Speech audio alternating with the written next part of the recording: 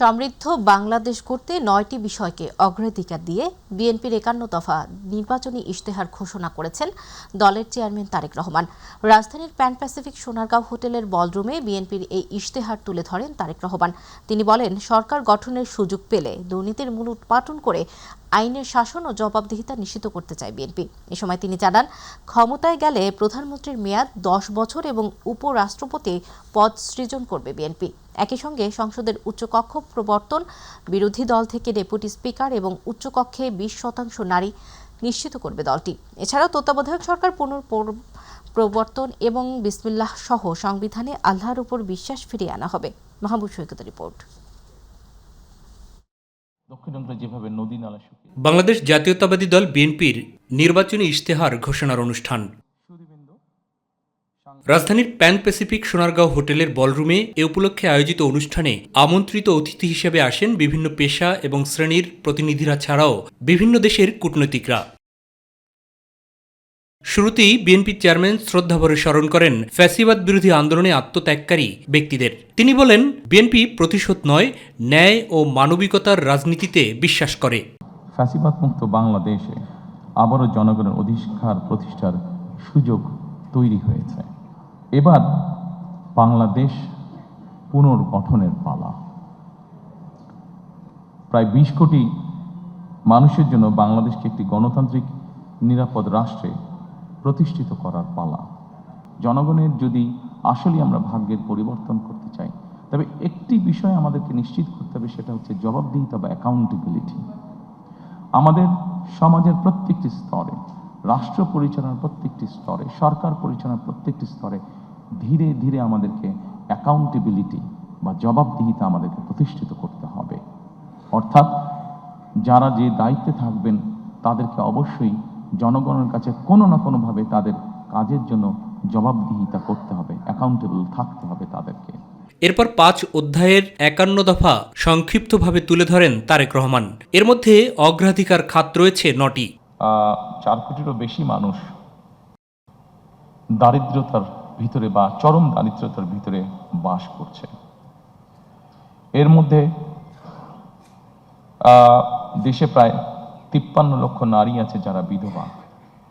একটি বড় অংশ আছে যাদেরকে নিয়ে আমরা সাধারণত কথা বলি না, বলার সুযোগ হয় না, অথবা বিভিন্ন কারণে আমরা এড়িয়ে যাই। সেটি হচ্ছে প্রতিবন্ধী মানুষ। যেভাবেই হোক আমাদের সমাজে ব্যবস্থার কারণে কেন জানি এই মানুষগুলোকে আমরা চেষ্টা করি লুকিয়ে রাখতে, যেটি একদিক থেকে অন্যায়। দুটি কাজ আমরা শুরু করতে চাই এই সামাজিক সুরক্ষাটাকে নিশ্চিত করার জন্য। সেটি কি? সেটি হচ্ছে আমরা বাংলাদেশে প্রত্যেক গৃহিণীর হাতে, বাংলাদেশে প্রায় ৪ কোটি পরিবার আছে, প্রত্যেক গৃহিণীর হাতে আমরা একটি কার্ড পৌঁছে দিতে চাই। সেটির নাম হবে ফ্যামিলি কার্ড। এই ফ্যামিলি কার্ডটা, এটি কিন্তু শুধু নারীরা পাবেন এই ফ্যামিলি কার্ডটা। সরকার গঠন করার সুযোগ পেলে পুনরায় সংবিধানে আল্লাহর উপর আস্থা এবং অবিচল বিশ্বাস কথাটি ফিরিয়ে আনার ঘোষণাও দেন তারেক রহমান।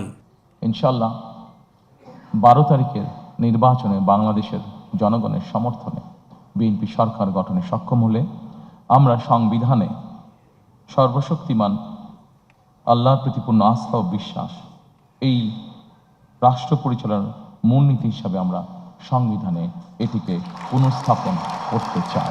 মাহবুব সৈকত, মাই টিভি, ঢাকা। ৫৪ বছরের রাজনীতি জাতিকে শুধুই ফ্যাসিবাদ আর বৈষম্য উপহার দিয়েছে উল্লেখ করে জামায়াত ইসলামের আমির জানান, ক্ষমতায় গেলে সকল ধরনের অপকর্ম থেকে জামায়াত নেতাদের হাত পরিষ্কার থাকবে। বরিশালের একাধিক জেলায় নির্বাচনী জনসভায় যোগ দিয়ে এসব কথা জানান তিনি। জামায়াত আমির আরও বলেন, বরিশাল অঞ্চলের নদী ভাঙন সহ সকল দুর্দশা দূর করতে অগ্রণী ভূমিকা রাখবে তার দল। এস এম আরিফের রিপোর্ট। আমাদের আমিরের জামাতের নির্বাচনী প্রচারণার অংশ হিসেবে বরিশালের মেহেন্দিগঞ্জের পাতারহাট আরসি কলেজ মাঠে জনসভায় যোগ দেন জামায়াত ইসলামীর আমির ডাক্তার শফিকুর রহমান। এ সময় তিনি জানান, ক্ষমতায় গেলে কাউকে দুর্নীতি আর চাঁদাবাজি করতে দেবে না জামায়াত। কেউ কেউ মামলা করেছেন ৮০০-৯০০ আসামি, তারপরে আবার অজ্ঞাত আছে, এবং এই মামলা করে অনেকে বাণিজ্য করছে। নিরীহ মানুষ যে কোনো অপরাধে ছিল না, হয়তো কোনো দল সমর্থন করেছে, এতটুকুর জন্য তার নাম দিয়ে তার কাছ থেকে এখন খাজনাপাতি আদায় করা হচ্ছে। আল্লাহ যদি আমাদেরকে দেশ পরিচালনার সুযোগ দেন, আমরা নিজেরা চাঁদাবাজি করব না, করার কোনো প্রশ্নই উঠে না, এবং কাউকে চাঁদাবাজি করতে দেওয়া হবে না ইনশাআল্লাহ। তিনি বলেন 54 বছরে যাদেরকে যত বেশি বঞ্চিত করা হয়েছে, জামায়াতের উন্নয়ন শুরু হবে সেখান থেকে। আমরা সবাইকে সমান অংশ এনে দেব না, যার যেটা ন্যায্য পাওনা তাই তার হাতে তুলে দেওয়া হবে ইনশাআল্লাহ। সবাইকে সমান করে দেওয়ার নাম ইনসাফ নয়। ইনসাফ হচ্ছে যার যার পাওনা তার তার হাতে উপযুক্তভাবে তুলে দেওয়ার নাম। এরপর পটুয়াখালীর বাউফলের পাবলিক মাঠে আয়োজিত জনসভায় অংশ নেন জামায়াতের আমির। সেখানে তিনি জানান, বরিশাল অঞ্চলের নদী ভাঙন সহ সকল দুঃখ দুর্দশা দূর করা হবে।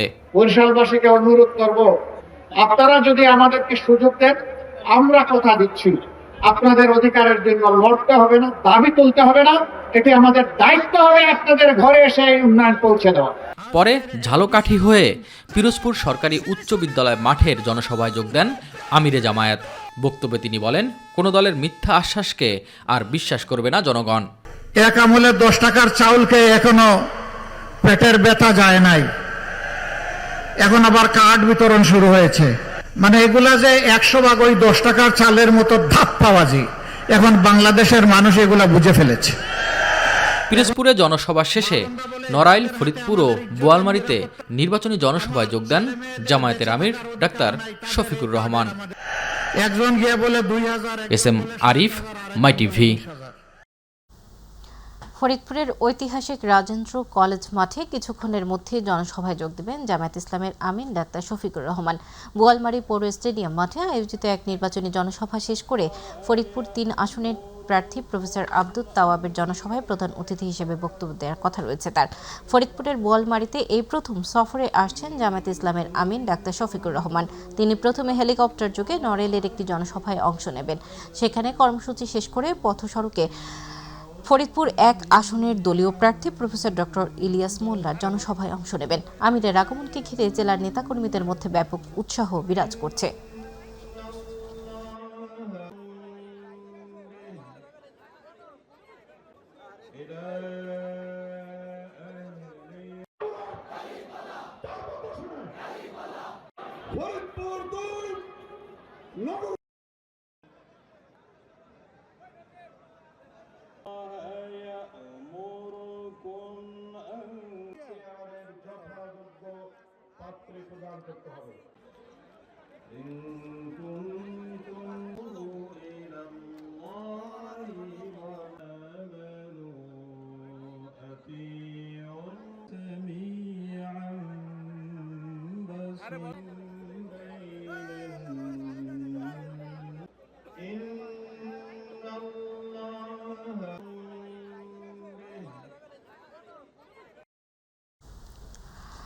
দর্শক, আমরা এই মুহূর্তে যুক্ত হচ্ছি ফরিদপুরের বোয়ালমারীতে জামায়াতের আমিরের জনসভায়। সেখানে যুক্ত আছেন আমাদের প্রতিনিধি শফিকুল ইসলাম জনি।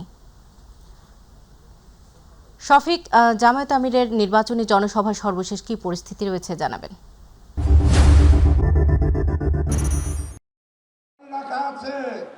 হাদি হত্যার বিচার হলে কাদেরকে দিল্লিতে পালাতে সদা ধন্যবাদ আপনাকে। আপনি জানেন যে আর কিছুক্ষণের মধ্যেই ফরিদপুরের ঐতিহাসিক রাজেন্দ্র কলেজ মাঠে আগমন করবেন জামায়াতের আমির ডাক্তার শফিকুর রহমান। তার এই আগমনকে ঘিরে কিন্তু সকাল থেকেই এই যে ঐতিহাসিক রাজেন্দ্র কলেজ মাঠ, এই মাঠে কিন্তু নেতাকর্মীরা কিন্তু কানায় কানায় পরিপূর্ণ হয়ে রয়েছে। আমার পিছনে দেখছেন ইতিমধ্যে কিন্তু মঞ্চে কিন্তু বক্তারা ভাষণ দিচ্ছেন। এছাড়াও কিন্তু কিছুক্ষণের মধ্যেই আমরা যতটুকু জানতে পেরেছি যে জামায়াতের আমির ডক্টর শফিকুর রহমান তিনি কিন্তু বোয়ালমারীর যে স্টেডিয়াম মাঠ সেই জায়গায় কিন্তু তিনি বক্তব্য দিচ্ছেন এবং সেইখান থেকে তিনি জনসভা শেষ করে তিনি ফরিদপুর 3 তথা সদর আসনের যে প্রার্থী প্রফেসর আব্দুত তাওয়াব তার জন্য কিন্তু তার পক্ষে এই জনসভায় যোগ দিবেন এবং এখানে কিন্তু ভাষণ দিবেন। ইতিমধ্যে আপনারা ক্যামেরার মাধ্যমে দেখছেন যে রাজেন্দ্র কলেজ মাঠ কিন্তু কানায় কানায় পরিপূর্ণ হয়ে রয়েছে। কিছুক্ষণের মধ্যেই জামাতের আমির ডক্টর শফিকুর রহমান তিনি কিন্তু এই মাঠে এসে উপস্থিত হবেন এবং জনতার উদ্দেশ্যে কিন্তু তিনি ভাষণ দেবেন। আপনাকে একটি বিষয় বলে রাখি যে এই আসনটিতে কিন্তু এই আসনটির যে 4টি আসন রয়েছে, এই 4টি আসনে কিন্তু জামাত যে জোটের প্রার্থী কিন্তু এই যে সদর যে আসন, এই সদর আসনে জামাত জোটের প্রার্থী প্রফেসর আব্দুত তাওয়াব তার বিপরীতে কিন্তু প্রতিনিধিত্ব করছেন কেন্দ্রীয় মহিলা দলের যে যুগ্ম সাধারণ সম্পাদিকা তিনি কিন্তু চৌধুরী নায়েব ইউসুফ তিনি প্রতিদ্বন্দ্বিতা করছেন। এছাড়াও কিন্তু আরো বেশ কয়েকজন প্রার্থী এই আসনটিতে প্রতিদ্বন্দ্বিতা করছেন।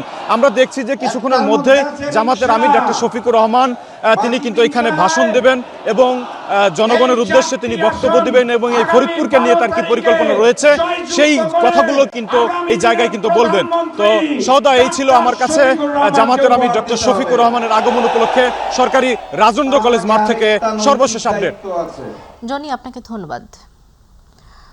দর্শক, ফরিদপুরের বোয়ালমারী থেকে জামায়াত আমিরের নির্বাচনী প্রচারণার সর্বশেষ সংবাদ জানাচ্ছিলেন আমাদের সহকর্মী শফিকুল ইসলাম জনি। বিএনপি চেয়ারম্যান তারেক রহমান আগামীকাল উত্তরাঞ্চলের 3 জেলায় যাচ্ছেন। প্রথমে ঠাকুরগাঁও, এরপরে নীলফামারী হয়ে দিনাজপুর যাবেন। সেখানে নির্বাচনী জনসভা শেষে নানা নানি ও খালার কবর জিয়ারত করবেন তিনি। 2 দশকের বেশি সময় পর তারেক রহমানকে সামনে থেকে দেখার অপেক্ষায় নেতাকর্মীরা। দীর্ঘ 23 বছর পর ঠাকুরগাঁওয়ে যাচ্ছেন বিএনপির চেয়ারম্যান তারেক রহমান। দলের মহাসচিব মির্জা ফখরুল ইসলাম আলমগীরের নির্বাচনী এলাকায় করবেন সফরের প্রথম জনসভা। প্রস্তুত হচ্ছে ঠাকুরগাঁও বালক উচ্চ বিদ্যালয়ের মাঠ। ঢাকা থেকে সৈয়দপুর বিমানবন্দর পৌঁছার পর সেখান থেকে হেলিকপ্টারে জনসভা স্থলে যাবেন বিএনপি চেয়ারম্যান। প্রায় 2 যুগ পর তারেক রহমানকে সরাসরি দেখতে পাওয়ার আশায় উচ্ছ্বসিত 3 জেলার নেতাকর্মী ও সমর্থকরা। ঠাকুরগাঁও থেকে নীলফামারীতে জনসভা করবেন বিএনপির চেয়ারম্যান। এরপর যাবেন দিনাজপুরের বিরামপুরে, যেখানে জড়িয়ে আছে তার মায়ের স্মৃতি। প্রায় 20 বছর পর তারেক রহমানকে কাছে পাবেন বলে উচ্ছ্বসিত স্থানীয় ও নেতাকর্মীরা। তারা স্বপ্ন দেখছেন বিএনপি ক্ষমতায় এলে অব্যাহত থাকবে এলাকার উন্নয়নের ধারা। 8 ফেব্রুয়ারি ঢাকায় দলের নির্বাচনী সমাবেশ বাতিল করেছে বিএনপি। এর পরিবর্তে 8 ও 9 তারিখ ঢাকা মহানগর উত্তর ও দক্ষিণের বিভিন্ন প্রান্তে নির্বাচনী বক্তব্য রাখবেন দলের চেয়ারম্যান তারেক রহমান। সকালে রাজধানীর নয়াপল্টনে বিএনপির কেন্দ্রীয় কার্যালয়ে এসব কথা জানান দলের সিনিয়র যুগ্ম মহাসচিব রুহুল কবির রিজভী। এ সময় জাকসুর নবনির্বাচিত ভিপি আব্দুর রশিদ জিতু বিএনপিতে ও কেন্দ্রীয় হল সংসদের বিভিন্ন পর্যায়ে নির্বাচিত ছাত্রনেতারা ছাত্রদলে আনুষ্ঠানিকভাবে যোগ দেন। তাদের অভ্যর্থনা জানান রুহুল কবির রিজভী।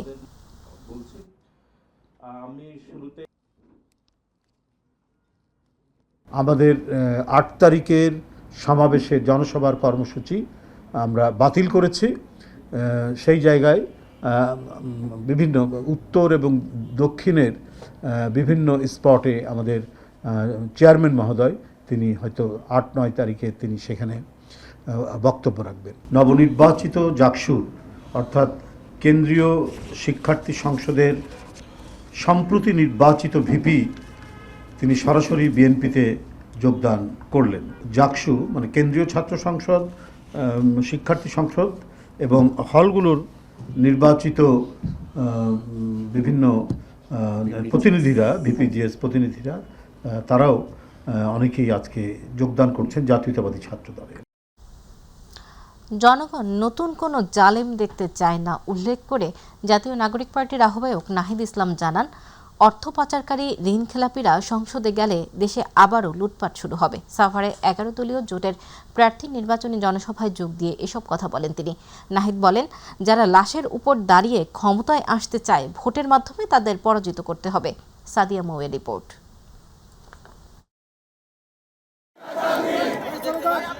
সাভারে মাতৃবাগান মসজিদ মাঠ প্রাঙ্গণে 11 দলীয় জোট প্রার্থী নির্বাচনী জনসভায় যোগ দেন জাতীয় নাগরিক পার্টির আহ্বায়ক নাহিদ ইসলাম। প্রধান অতিথির বক্তব্যে তিনি বলেন, 5 আগস্টের পর এদেশের মানুষ নতুন কোনো জালেম দেখতে চায় না। সারা দেশে 11 দলীয় নেতাকর্মীদের উপর হামলার অভিযোগ করে নাহিদ বলেন, লাশের উপর দাঁড়িয়ে ক্ষমতায় আসতে চায় একটি দল। যদি আবার সংসদে আবার ঋণ খেলাপিরা যায়, আবার ভূমিদস্যুরা সংসদে যায়, আবার বিদেশি নাগরিকত্ব যাদের রয়েছে তারাই যদি সংসদে যায়, তাহলে এই বাংলাদেশের কোনো পরিবর্তন হবে না।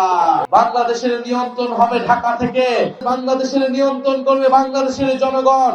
দিল্লির দাবিদারি যারা করে এসেছে, নতুন করে যারা দিল্লির দাবিদারি করতে চায়, তাদের রাজনীতি বাংলাদেশে আর কখনোই প্রতিষ্ঠিত হবে না ইনশাআল্লাহ। এদিকে দক্ষিণখান কাওলা এলাকায় এক উঠান বৈঠক করেন 11 দলীয় নির্বাচনী ঐক্যের ঢাকা 18 আসনের প্রার্থী আরিফুল ইসলাম।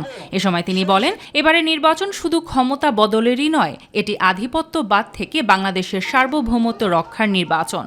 উত্তর খান, দক্ষিণ খান, বিমানবন্দর সহ এই জায়গার মানুষ কিন্তু সেই নাগরিক সেবা পান না। এখানের মায়েরা গ্যাসের সংকটে রান্না করতে পারেন না, গ্যাসের বিল নেওয়া হচ্ছে কিন্তু গ্যাসের সেবা তারা পাচ্ছেন না। সংশ্লিষ্ট সকল কর্তৃপক্ষের সাথে সিটি কর্পোরেশন, ওয়াসা এবং রাজুক সহ প্রত্যেকটি কর্তৃপক্ষের সাথে কথা বলে সম্মিলিতভাবে নাগরিকের প্রত্যেকটি অধিকার আমরা ইনশাআল্লাহ নিশ্চিত করব। নিজ নির্বাচনী এলাকায় সমান নাগরিক সেবা ও অধিকার নিশ্চিত করার প্রতিশ্রুতি দেন আরিফুল ইসলাম।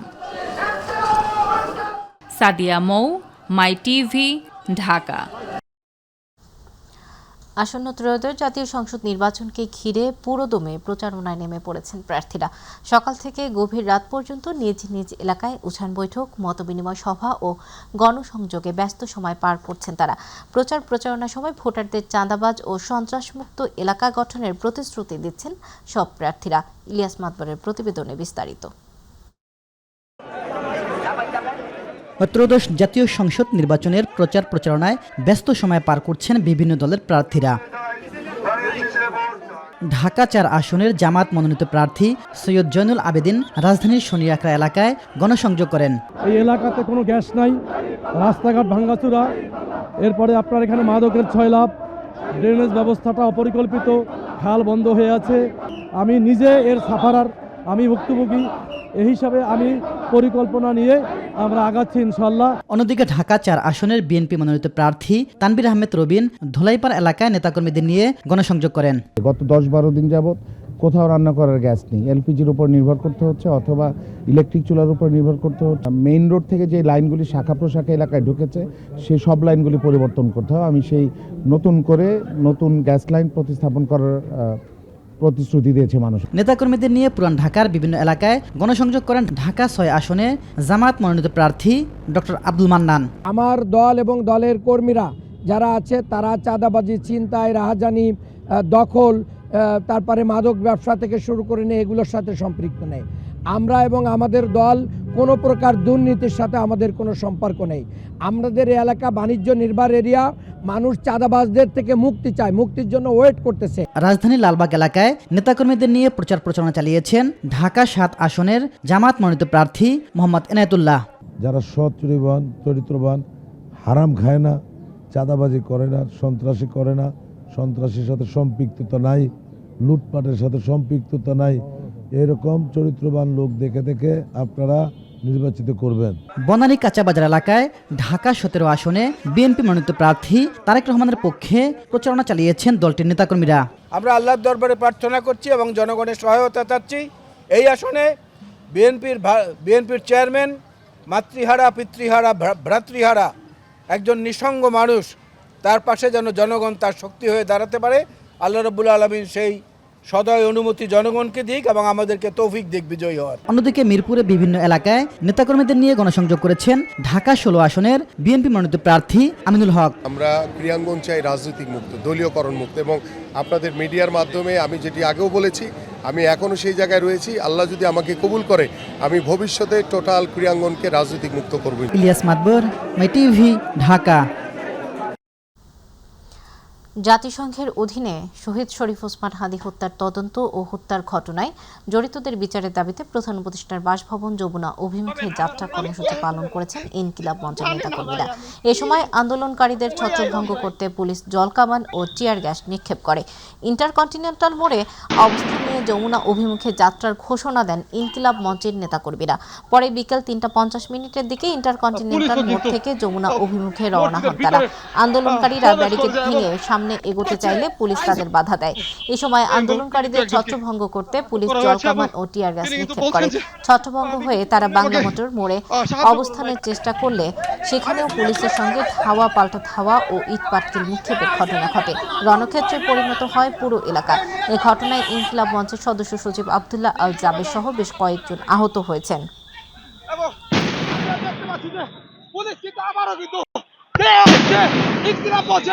নেতা কর্মীদের দিকে এবং একের পর এক সাউন্ড গ্রেনেড, ইট পাটকেল কিন্তু নিক্ষেপ করে জাহাঙ্গীর এখনো ভঙ্গুর।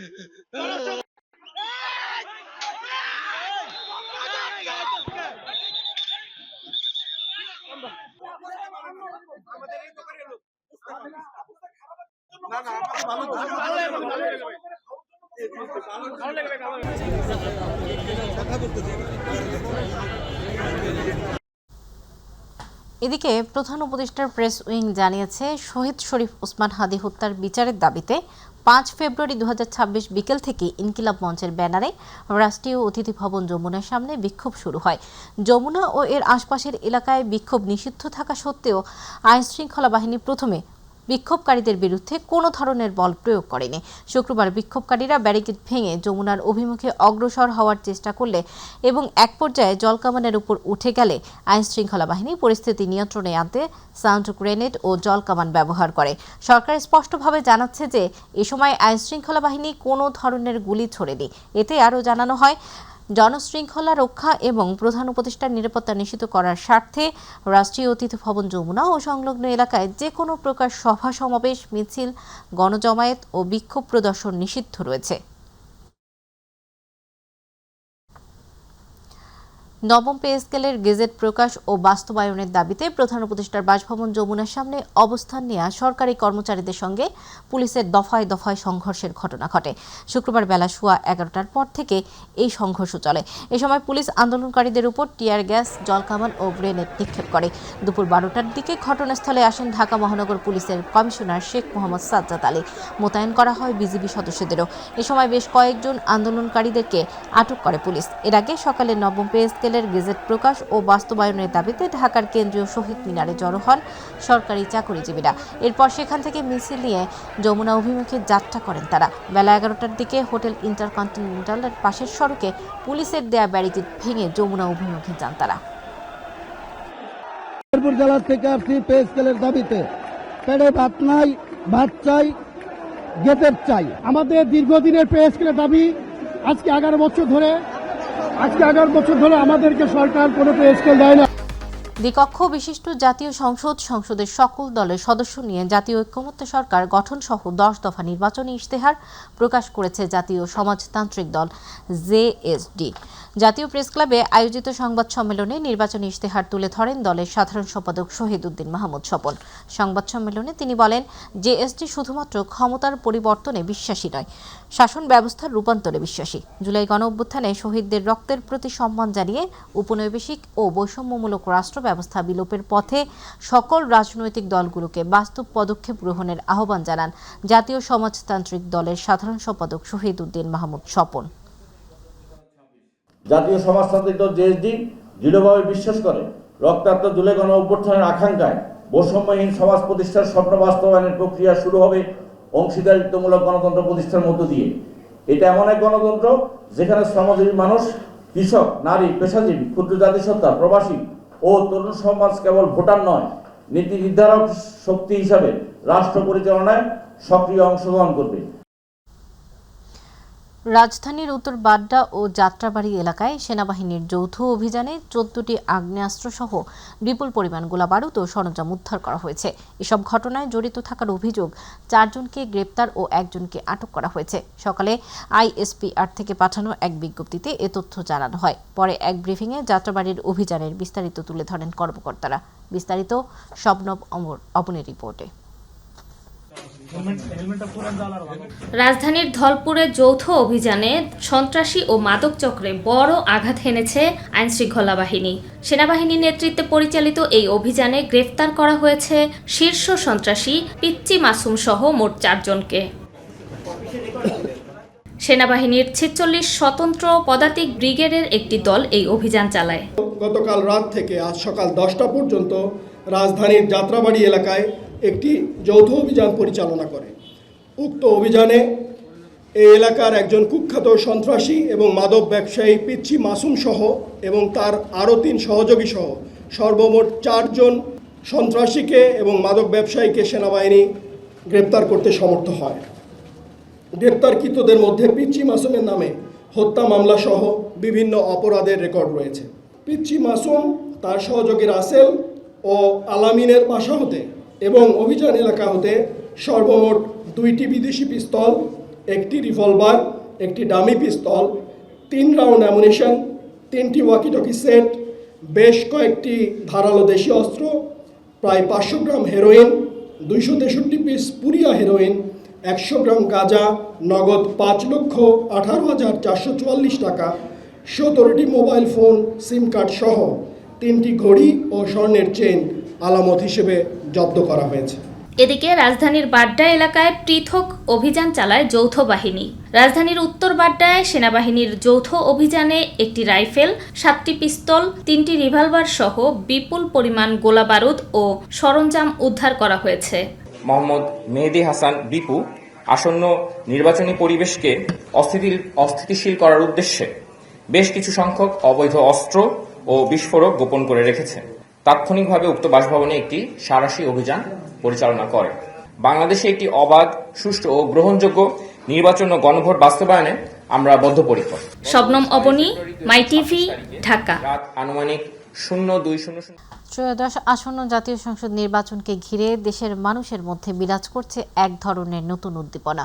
দীর্ঘদিন নিজের ভোট দেওয়া থেকে মুখিয়ে থাকা সাধারণ মানুষ বলছেন, এই নির্বাচনের মাধ্যমে প্রতিহিংসার অপরাজনীতি থেকে মুক্ত হবে বাংলাদেশ। তবে দীর্ঘ 17 বছর পর এই নির্বাচন দেশের মানুষের কাছে রেকর্ড মনে হলেও এবারকার নির্বাচন সংঘাতময় নাকি শান্তিপূর্ণ হবে কিনা তা নিয়েও মানুষের মধ্যে রয়েছে সংশয়। জাহিদ আহমেদ বাবুর রিপোর্ট। রাজধানী সহ সারা দেশে বইছে ত্রয়োদশ জাতীয় সংসদ নির্বাচনের আমেজ। এবার প্রায় 1.5 দশক পর সবার অংশগ্রহণমূলক নির্বাচন হবে জেনে উচ্ছ্বাসিত দেশবাসী। নির্বাচনকে নিরপেক্ষ করে গণতন্ত্রের অগ্রযাত্রাকে সফল করার আহ্বান জানিয়ে সাধারণ মানুষ বলছেন, এবারকার নির্বাচন গত 17 বছরের ইতিহাসে রেকর্ড হবে। আমার মনে হয় সুযোগ সুবিধা থাকে, তারা যদি শান্তশিষ্টভাবে যদি ভোটের সিস্টেম করে যে না জনগণ ভোট দিবে, জনগণ যাকে সমর্থন করবে তাকে আমরা সংসদে পাঠাবো, সেই সরকার হবে, তাহলে অবশ্যই যাব। ভোট দেওয়ার জন্য অতি আগ্রহ হয়ে আছে। 17 বছরের রেকর্ড এবার ভেঙবে আমি আশা করি। জনগণ ভোট দেওয়ার জন্য খুবই আগ্রহী এবং উৎসব পরিবেশে ভোট দিবে এবার, এটা আমার বিশ্বাস। সব কিছু মিলে ভয়ও কাজ করতেছে, কিন্তু ভোট দেওয়ার প্রবল ইচ্ছা আছে। নতুন সরকার জুলাই অভ্যুত্থানের চেতনা বাস্তবায়নে তৎপর হবে কিনা এ নিয়েও মানুষের মাঝে বিরাজ করছে এক ধরনের সংশয়। মনে হচ্ছে যে অনেকটা নিজেদের মধ্যেই নির্বাচন হচ্ছে আর কি। তারপরেও আমি যেটা আশা করি এবং বিশ্বাস করব যেন সুন্দর সুষ্ঠুভাবে একটা নির্বাচন হয়। যারা নতুন প্রজন্ম 17-18 বছর যারা ভোট দেয় না, তারা অনেক অধীর আগ্রহ আছে ভোট দেওয়ার জন্য। দীর্ঘদিন মানুষ মুখিয়েছিল তাদের কাঙ্ক্ষিত প্রার্থীকে ভোট দেওয়ার জন্য, কিন্তু এবার ত্রয়োদশ জাতীয় সংসদ নির্বাচন সংগতময় হবে নাকি শান্তিপূর্ণ তা নিয়েও মানুষের মধ্যে রয়েছে দ্বিধাদ্বন্দ্ব। জাহিদ আহমেদ বাবু, মাই টিভি, ঢাকা। মেধা, সততা ও দেশপ্রেমে গড়ি আগামীর বাংলাদেশ, এই প্রতিপাদ্যকে সামনে রেখে বাংলাদেশ ইসলামী ছাত্র শিবিরের 49তম প্রতিষ্ঠাবার্ষিকী উপলক্ষে রাজধানীতে এক স্বাগত র্যালি ও সমাবেশ অনুষ্ঠিত হয়েছে। কেন্দ্রীয় শহীদ মিনার থেকে শুরু হয়ে এই র্যালিটি শাহবাগে গিয়ে সমাবেশের মাধ্যমে শেষ হয়। এ সময় বক্তারা বলেন, শত জুলুম ও নির্যাতনের পাহাড় পাড়ি দিয়ে ধৈর্য, প্রজ্ঞা ও সাহসিকতার সাথে মোকাবিলা করে আজ ছাত্র শিবির এক অপরাজেয় কাফেলায় পরিণত হয়েছে। একই সাথে সকল প্রকার আধিপত্যবাদ ও অন্যায়ের বিরুদ্ধে ছাত্র শিবিরের আপোষহীন সংগ্রাম অতীতের ন্যায় আগামীতে জারি রাখার প্রত্যয় ব্যক্ত করেন তারা। আগামী নির্বাচনে গণভোটে হ্যাঁ ভোট দেওয়ার মাধ্যমে একটি ন্যায় ও ইনসাফপূর্ণ বাংলাদেশ গঠন করার আহ্বান জানান বক্তারা।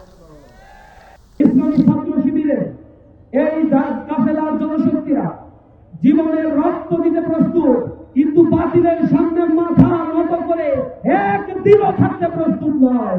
সকল বাহিনী ব্যবহার করে বাংলাদেশের টেকনাফ থেকে তেঁতুলিয়া, রূপসা থেকে পাতুলিয়া, তামাবিল থেকে বাংলা পাস পর্যন্ত প্রতি ইঞ্চিতে ইসলামী ছাত্র শিবিরের আওয়াজ হয়েছে।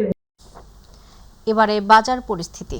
পবিত্র রমজান মাস আসন্ন, আর তাই রোজাকে কেন্দ্র করে রাজধানীর বাজারগুলোতে শীতকালীন সবজির পর্যাপ্ত সরবরাহে নিত্যপণ্যের দাম সাধারণ মানুষের নাগালের মধ্যে থাকলেও মাংস, সুগন্ধি চাল এবং আমদানিকৃত গুঁড়ো দুধের দাম নতুন করে ভাবিয়ে তুলছে ক্রেতাদের। আসন্ন রমজানকে কেন্দ্র করে এরই মধ্যে বাজারে সিন্ডিকেট ও সরবরাহকারীদের কারসাজির অভিযোগ তুলেছেন সাধারণ ক্রেতারা। এ নিয়ে আরও থাকছে পলাশ খানের রিপোর্টে। শীত প্রায় শেষের দিকে হলেও বাজারে শীতকালীন সবজি ও নিত্যপণ্যের যোগান রয়েছে পর্যাপ্ত। তবুও প্রতি কেজি সবজিতে দাম বেড়েছে 5 থেকে 10 টাকা। একই আর কি প্রোডাক্ট নিব, কিন্তু দাম দুই দোকানে দুই রকম। এটা একটু মানে যারা আমরা ক্রেতা এদের জন্য একটু ভোগান্তি মনে হইতেছে। রোজা রাখতে মানুষের কষ্ট হইবে, ঠিক আছে, না খাই যে রোজা তো আর রাখা সম্ভব না। সুতরাং মানুষের নাগালের ভিতরে থাকলেই এটা ভালো হবে আলহামদুলিল্লাহ। আসন্ন রমজানকে কেন্দ্র করে কিছু পণ্যের দাম অপরিবর্তিত থাকলেও দাম বেড়েছে মাংস, সুগন্ধি চাল ও আমদানিকৃত গুঁড়ো দুধের। যে দামে আছে ওই দামে ভালো আছে, নিয়ন্ত্রণে আছে। যদি রোজার মাসে দাম যদি বাড়ে তাহলে আমাদের কিনতে কেনাকাটা করতে কষ্ট হয়ে যাবে গা। চাউল হইতে তেল, তেল হইতে নুন, নুন হইতে পেঁয়াজ, পেঁয়াজ হইতে আদা রসুন সবই আমাকে কেনা লাগে। আমাকে তোর কেউ 2 টাকা সাহায্য করলে আমরা গায়ে খাইতে আমরা সব কিছু খাওয়া লাগে কিনা। আমার কষ্ট হয়ে যাবে, দারুণভাবে একটা কষ্ট হয়ে যাবে যদি বাজার বাড়ে। রমজানকে কেন্দ্র করে নতুন করে সিন্ডিকেটের দৌরাত্ম্য আরও বেড়ে যাওয়ার আশঙ্কা করছেন ক্রেতারা। সরকার যে মাল এলসি করছে, ইম্পোর্টারওয়ালারা যদি ঠিক মতন মালটা ডেলিভারি দেয়, বাজারে মাল ঠিক মতন কোম্পানিরা ডেলিভারি দেয়, তাহলে কোনো জিনিস দাম বাড়ার আশঙ্কা নাই। পলাশ খান, মাই টিভি, ঢাকা।